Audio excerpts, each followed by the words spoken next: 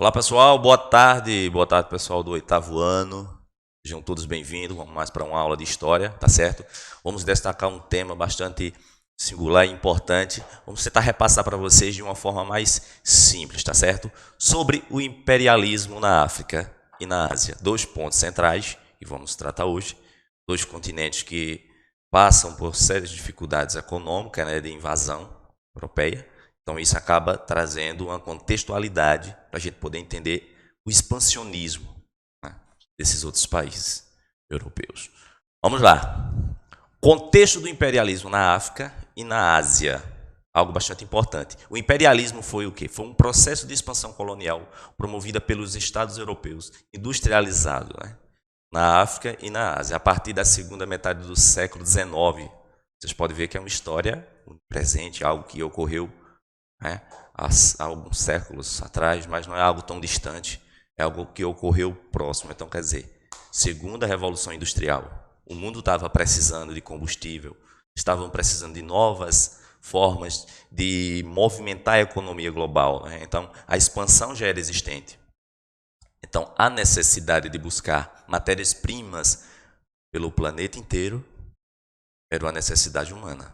Então, a Revolução Industrial, a segunda Revolução Industrial, ela é o destaque, né, para abrir essa ambição entre esses países da Europa. Característica, né, da segunda Revolução Industrial é o uso de energias como o petróleo, a geração de eletricidade também foi um dos grandes destaques. Isso acabou trazendo um capital financeiro muito grande que acabou se expandindo pelo mundo inteiro e trazendo interesses de outros países para que pudesse acompanhar esse crescimento, juntamente com a segunda Revolução Industrial, que transformou a vida das pessoas totalmente, tanto no âmbito rural, tanto no âmbito urbano, que acabou trazendo uma desenvoltura muito mais sociável, tá certo?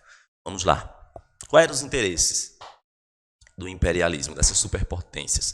O mercado consumidor, isso era muito importante. As matérias-primas, as expansões da industrialização acabou trazendo esses interesses. O petróleo, látex, que eram produtos que trabalhavam já na indústria, a indústria estava precisando de matéria-prima para poder produzir, para poder exportar. E isso foi uma grande necessidade. Por isso que vai ter um contexto bastante interessante que a gente vamos falar, que vai ser a mão de obra excedente.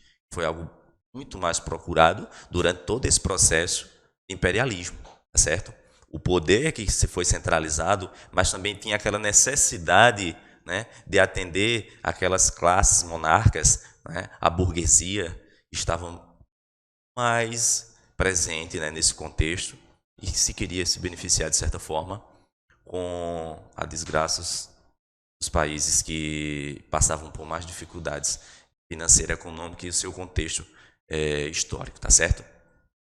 Então, dentro desse contexto histórico, a gente tem que destacar o seguinte: o imperialismo ele não só destaca um ponto central, ele também mostra toda a desenvoltura social que ocorreu, né, durante todo esse processo, né? A necessidade de crescer de países, né, como a França, a Inglaterra, né, a Espanha, Portugal, todos esses países tiveram uma necessidade muito grande de se expandir. Então, isso trouxe cada vez mais os interesses desses países, voltando para uma contextualidade ainda muito mais forte e mais vigente. Então, se for contextualizar essa base central que temos em relação ao imperialismo, a gente vai ver que só foi necessidades individuais, né, de cada país, principalmente os países da Europa, né, que trouxe esses contextos, né, trouxe essas ideologias, essas formas de colonização para poder falar de sua autonomia, né, em relação à classe inferiorizada e destacando ainda mais a autonomia da classe branca, tá certo? Pelo planeta inteiro. Isso aí acabou trazendo uma certa desordem para poder restabelecer o centro histórico e o contexto histórico. Então, isso acaba trazendo ao longo do processo uma desenvoltura que muitas vezes não contextualiza, ok? E o imperialismo, ele tem uma fundamentação total. Com a necessidade de se expandir, não era só um contexto, se precisava de mão de obra. Uma mão de obra, né, abundante era algo que era necessário para poder os outros países poder crescerem, principalmente os países da Europa, né? A América, quando chegou a ser ser colonizada, se teve uma necessidade central. Qual foi a necessidade central? Uma mão de obra abundante. Então já vem juntamente com a escravidão, né? E juntamente com esses colonizadores europeus, eles colocavam a necessidade que o mundo não poderia parar, que a necessidade humana era algo que estava além, né, da questão cultural, social, contextualizada, que já passava por um contexto bastante agressor. A gente temos um país que sofre, né? O contexto acaba sendo algo bastante comum, e ao longo do processo histórico, a gente acaba percebendo que a necessidade ela se torna bastante vigente. Então, entre um contexto e outro, o que a gente quer destacar é que a necessidade humana de crescer, de se expandir, porque vem junto também com a ideia de capitalismo. O capitalismo também se torna algo presente, né, nessa contextualidade. E qual é a necessidade do capitalismo? É se expandir cada vez mais. O capitalismo necessita de capital, e quanto mais capital ele tem, mais ele quer. Então não existe um fim para esse capital que está ligado ao capitalismo. Por isso que a necessidade humana ao longo do processo histórico, a gente tem que negligenciá-lo? Não, a gente tem que ver a necessidade humana. A questão racial foi algo bastante destacado, principalmente nessa partilha da África e também da Ásia. São pontos centrais a ser destacado aqui. Então, quando falamos diretamente com esse contexto histórico, temos que voltar às nossas raízes. Perceber o que se foi transformado ao longo do processo histórico, de lá para cá, para a gente poder executar isso de uma forma mais sociável, né? Entre aspas, que vai ficar entre o contexto histórico, o que a gente está vivendo hoje, e o que se pode viver o amanhã. Okay? Outro ponto bastante interessante, juntamente com a expansão, com as grandes navegações, porque isso se destaca também, o imperialismo ele tem aquele contexto. Não é?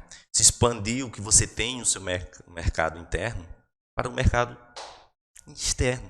Trazer uma contextualidade de exportação, contextualizar todo o processo histórico, né, que já foi presente ali, mas trazer mercadoria. Mercadoria, o que é que meu país tem de melhor? O que é que eu posso levar esse produto para um consumidor? A gente tinha os tecidos, que já era bastante importante, que eram produtos bastante comercializados na Europa, né?